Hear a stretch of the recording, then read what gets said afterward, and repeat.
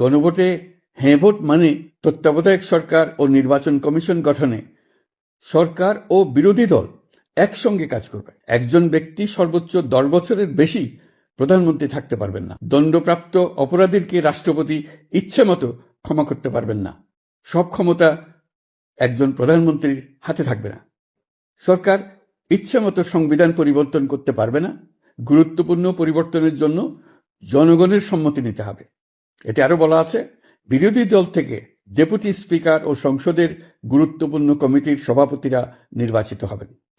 বিচার ব্যবস্থা স্বাধীনভাবে কাজ করবে। সংসদে নারীদের প্রতিনিধিত্ব বাড়বে।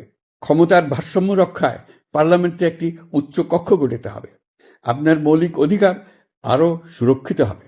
রাষ্ট্রভাষা বাংলার পাশাপাশি অন্যান্য জাতিগোষ্ঠীর ভাষাও সাংবিধানিকভাবে স্বীকৃতি পাবে এবং এরকম আরো কিছু গুরুত্বপূর্ণ প্রস্তাব এর মধ্যে রয়েছে। আমি আপনাদের সকলের প্রতি আহ্বান জানাই, আগামী নির্বাচনে গণভোটে অংশ নেন। রাষ্ট্রকে আপনার প্রত্যাশা মতো গড়ে তোলার জন্য হেঁতে সিল দেন। নতুন বাংলাদেশ গড়ার চাবি এখন আপনার হাতে।